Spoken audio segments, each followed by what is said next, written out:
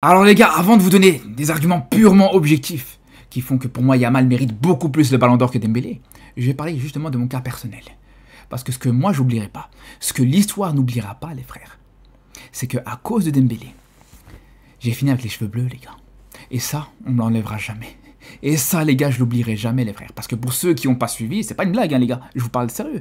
Pour ceux qui n'ont pas suivi, avant cette finale PSG-Chelsea de Coupe du Monde des clubs, j'avais dit ouvertement les gars, que si le PSG perdait cette finale face à une équipe de Chelsea qui n'était pas forcément inquiétante, là où le PSG était largement favori, donc je prenais aucun risque en disant que si le PSG perdait cette finale, que j'allais me teindre les cheveux en bleu les gars.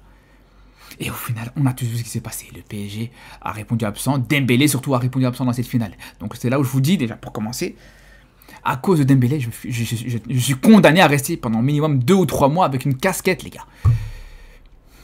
Donc ça commence très mal, les gars, je vous dis la vérité, ça commence très mal. Mais en dehors de ça, les gars, déjà pour commencer, avec pour moi l'un des arguments principaux qui fait que pour moi, Yamal c'est au-dessus de Dembélé, les frères, pour le ballon d'or, c'est que vous voyez la différence entre Yamal et Dembélé, c'est que les anti-Yamal, ça se voit qu'ils se forcent à détester Yamal.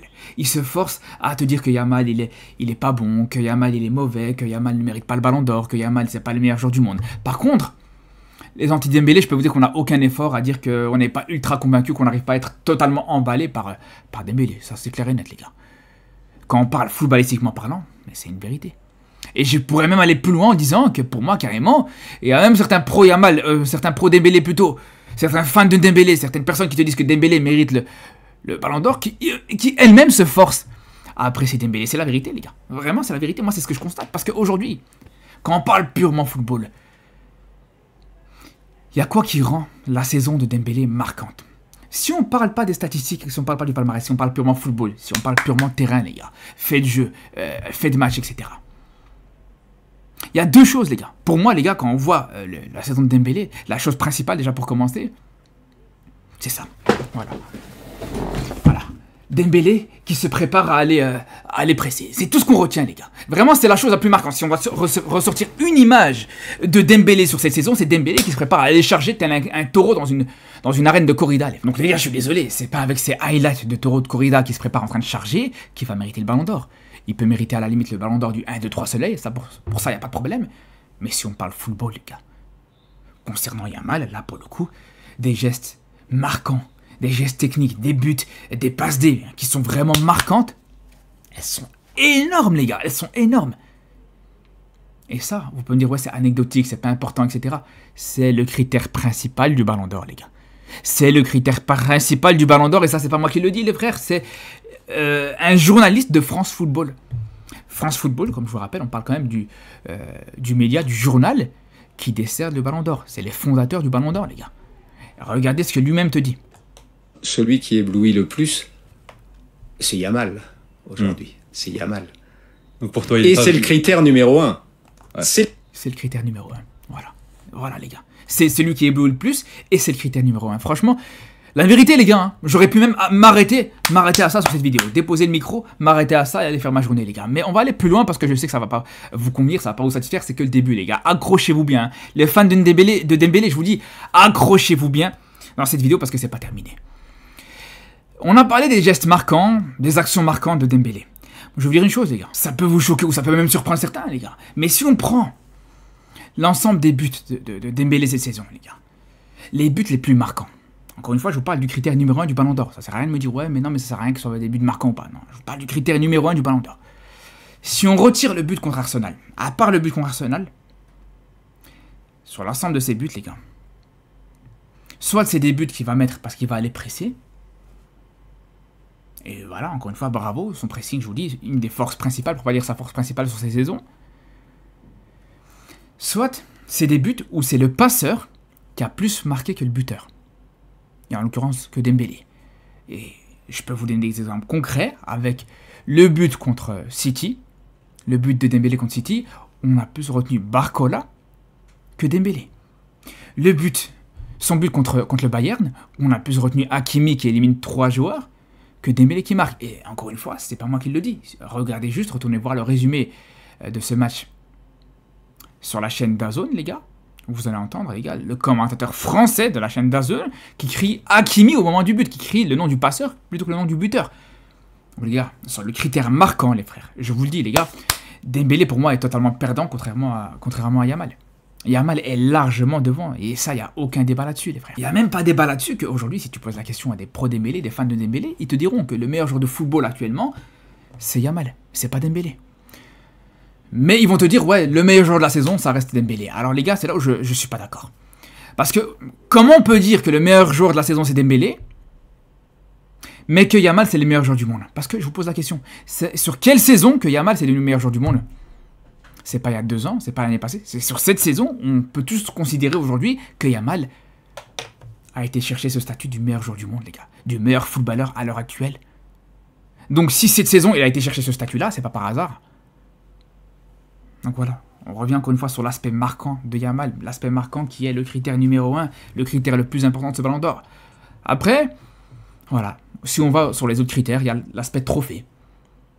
On peut parler du palmarès, on peut comparer le palmarès des deux joueurs. Alors les gars, Dembélé gagne une Ligue des Champions, c'est vrai.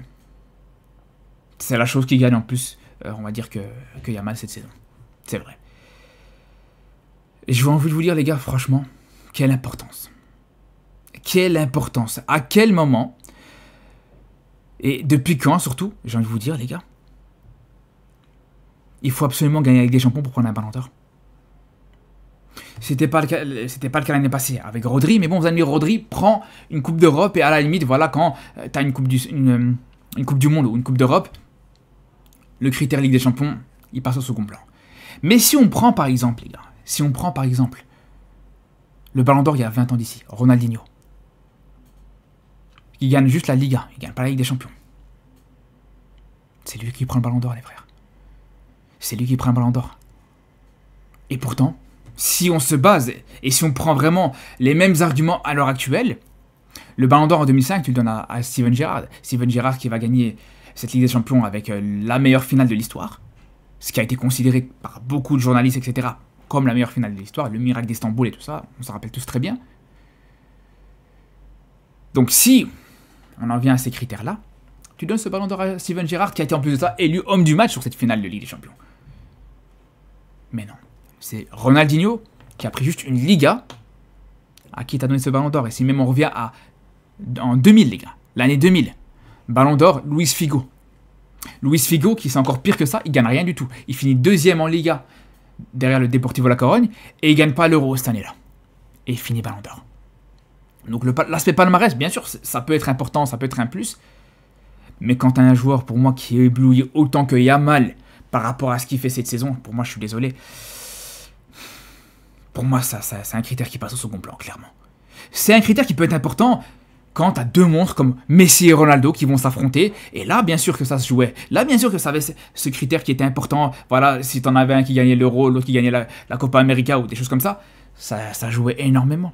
Parce que c'était 2 monstres aujourd'hui. Mais aujourd'hui, les frères, je vous le dis, la comparaison, elle a absolument pas lieu d'être entre Yamal et n'importe quel autre joueur de la planète, tout simplement, les gars, actuellement. Et ça, je vous dis encore une fois, même certains fans de Dembélé, ils sont prêts à le dire. Pas tous, parce qu'on a bien vu certains fans de Dembélé qui manquent un petit peu d'objectivité, ça c'est clair, là, je l'ai bien vu là-dessus.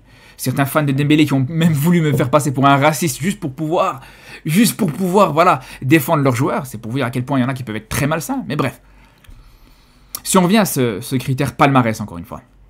Alors encore une fois, voilà, Dembélé, t'as le palmarès cette saison, Ligue 1, Ligue des Champions, Coupe de France, bravo.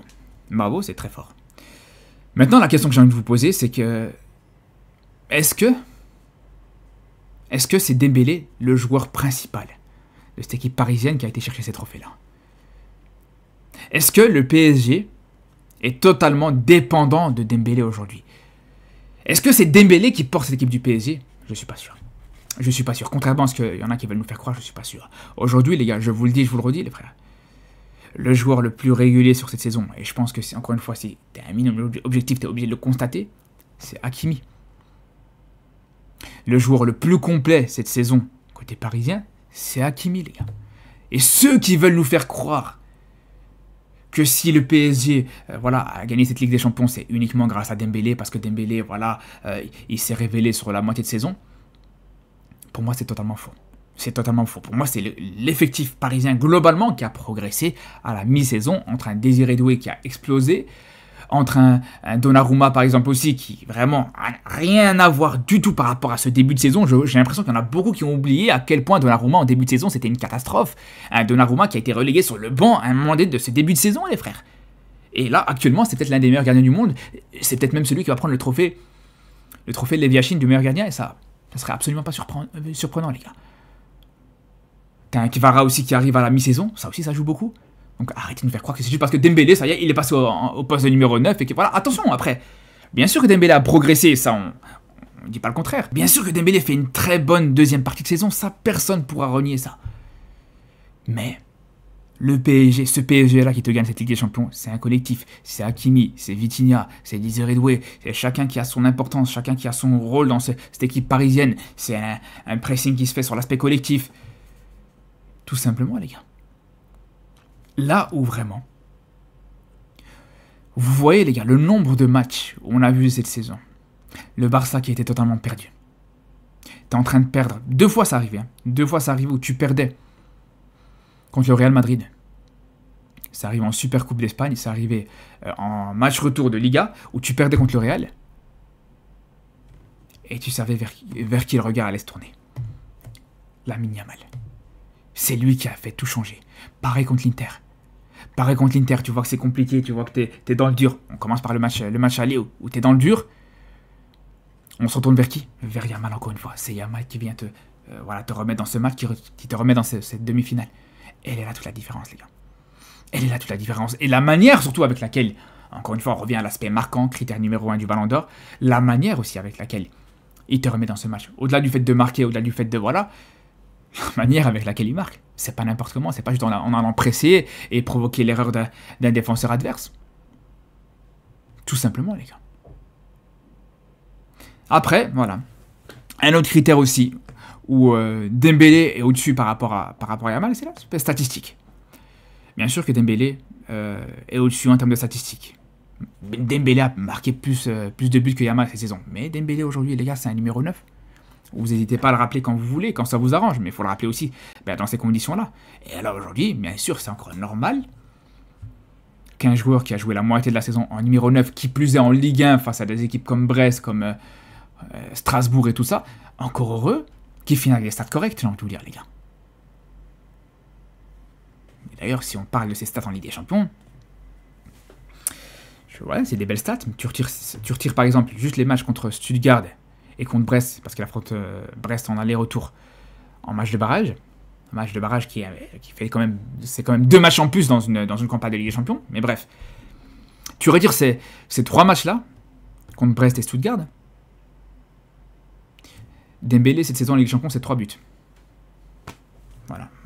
Voilà, je vous dis ça comme ça. Je vous pose ça là, les frères, tout simplement.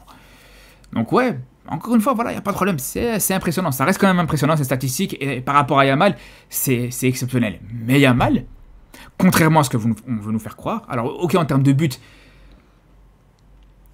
en termes de quantité de buts, c'est pas impressionnant, mais si on regarde ailleurs, en termes de passes, c'est très très bon, les gars. Meilleur passeur de Liga, un des meilleurs passeurs d'Europe. Voilà, pour un ailier, c'est l'un des critères numéro 1, c'est une des statistiques que tu vas le plus attendre de sa part. Même sur des matchs, parce qu'on disait, ouais, il y a plusieurs matchs où Yamal ne marque pas, mais même sur des matchs où Yamal ne marquait pas, il sortait des passes décisives exceptionnelles. Où il a été éliminé, où il allait faire la différence sur le côté droit, etc. Et puis derrière, te délivrer des centres magnifiques. Et il en a sorti énormément des passes D comme ça. Et on peut même aller, les gars, peut-être le petit bonus aussi, si on peut parler aussi, à statistiques en termes de dribble. Ça fait partie du football, les gars. Si on parle du pressing de Dembélé, je pense qu'on a le droit aussi de parler de la qualité de dribble de Yamal et du fait que Yamal, actuellement, c'est non seulement, rendez-vous compte, le meilleur dribbleur de la saison, mais ça c'est normal, ça vraiment ça choque personne, mais c'est l'un des meilleurs dribbleurs de l'histoire. Sa saison, les gars, il n'y a que Messi qui fait mieux en termes de dribble réussi sur l'ensemble d'une saison. Et même si malgré ça, ça ne vous suffit pas, si les statistiques de Yamal, malgré ça, ne sont pas suffisantes, etc. Encore un argument important, c'est que Yamal, cette saison, En termes de statistiques, c'est au-dessus de Vinicius de la saison dernière, les gars. En termes de statistiques, il est au-dessus de Vinicius de la saison dernière, les frères. Voilà, les gars. Vinicius qui s'est soi-disant fait voler son ballon d'or, que c'était un scandale, le scandale du siècle, voilà. Il a des stats moins importantes, moins impressionnantes que Yamal cette saison. Tout simplement, les gars. Après, voilà, il y en a qui veulent encore une fois te décrédibiliser Yamal par rapport aux critères fair play. Est-ce qu'on est obligé de rappeler aussi Dembélé quel genre de personnage c'est aussi ou pas? Je sais pas, les gars. Vos mères, les arbitres. Vous avez oublié tout ça? On peut rajouter aussi la manière avec laquelle il a manqué de fair play et de classe contre le Barça. La saison dernière. Après, vous me direz, ouais, mais c'est la saison dernière. Alors déjà, le critère fair play, c'est pas un critère qu'on attribue sur une saison. C'est un critère général sur le joueur. C'est est-ce que le joueur est classe sur l'ensemble de sa carrière ou pas. C'est pas voilà, un critère que tu vas être classe, tu vas être fair play sur une saison parce que tu sais que tu as un ballon d'or qui peut t'attendre. C'est facile, les gars, j'ai envie de vous dire. Et puis même sur cette saison, les gars. Alors sur cette saison, bien sûr, quand tu gagnes tout le temps, c'est facile d'être fair play. Encore heureux que tu vas être fair play quand tu gagnes tout le temps. Et même malgré ça, les frères, on l'a vu. Il se prend un carton jaune. Donc son dernier match de la saison, les gars, il se prend un carton jaune pour contestation face à l'arbitre. Donc, voilà. Je suis désolé, les gars. Alors ouais, parce que Yamal, il a pas serré la main, ou il a pas plutôt regardé dans les yeux de Cristiano Ronaldo quand il a serré la main, ou parce que voilà, il a fait quelques fêtes à son anniversaire. Ça y est, ce mec, c'est la pire ordure. Faut arrêter au bout d'un moment. Faut arrêter, parce qu'on peut parler aussi des choses positives de Yamal en termes de fair play. Les gars, moi, ce que je me rappelle toujours, et ce qu'on peut souligner, parce qu'il y en a beaucoup qui ont oublié, allez juste voir la fin du match, le coup de sifflet final, Barça, Espagnol, Barcelone. Le Barça gagne le titre. Premier titre de champion d'Espagne de Yamal en tant que joueur majeur. C'est lui qui donne le titre au Barça avec une passe, un but et une passe dans ce match. T'as toute l'équipe du Barça qui célèbre sur le terrain. Et Yamal, par respect envers l'Espagnol Barcelone, qui jouait le maintien, etc., qui pouvait risquer la relégation, il est rentré dans le vestiaire pour célébrer, il n'a pas célébré devant les adversaires. Donc ça, si c'est pas du fair play. Ouais, ok, il s'amuse, etc., et voilà, c'est pas forcément des choses qui sont agréables à voir, etc., pour un joueur de son âge, mais voilà, ça reste un jeune joueur qui peut faire des erreurs, et je pense que Dembélé, à son âge, t'en as fait aussi des erreurs, les gars. Il en a fait aussi des erreurs à son âge, mais bref. Nous, on parle sur le terrain. Le fair play, il est là. Le fair play, il est présent, les gars. Et si vous voulez parler de l'aspect en dehors du terrain, il faut voir un petit peu tous les aspects. La classe que peut montrer Yamal, avec le truc du numéro 10, là où il ne voulait pas présenter son numéro 10 publiquement en tant que non seulement Ansu Fati quittait pas le club, et là il le disait, hein, ne me parlez pas du numéro 10 tant qu'Ansu Fati fait encore partie du club. Ça, c'est une première chose. Et deuxième chose, les gars, voilà, si on parle de classe, encore une fois, le mec, il a fait attendre absolument tout le monde, les équipementiers, les sponsors, le club, les supporters, pour présenter son numéro 10, tant que sa grand-mère ne revenait pas du Maroc, les gars. Voilà. Après, c'est pas forcément du fair play, on rentre pas dans le cadre du fair play, mais ça parle et ça montre la classe du joueur. Moi, je suis désolé, moi, je vois hier Yamal, main dans la main avec sa grand-mère qui arrive au stade, enfin, ou plutôt dans les bureaux du Barça pour aller présenter son numéro 10 et signer son contrat. Ça montre la classe. Ça montre de la classe, les frères. Il n'est pas venu, que je sache, avec une femme de 35 ans qui fait des films bizarres, etc. Bon, voilà. Si vous voulez voir la vie privée de Yamal, il faut la voir dans son ensemble ou ne pas la voir du tout, les gars, tout simplement. Bref, en tout cas, les frérots, je pense que on a clôturé ce débat. En tout cas, moi, j'ai dit tout ce que j'avais à dire là-dessus. Il y aura peut-être des rebondissements sur ce début de saison, je sais pas. Voilà, après, de toute façon, sur la saison qui va arriver, tout ce qui va se passer en termes de ballon d'or, il n'y aura plus forcément d'impact. Même si, indirectement, il y aura quand même un impact dans la tête des journalistes, mais bon, voilà.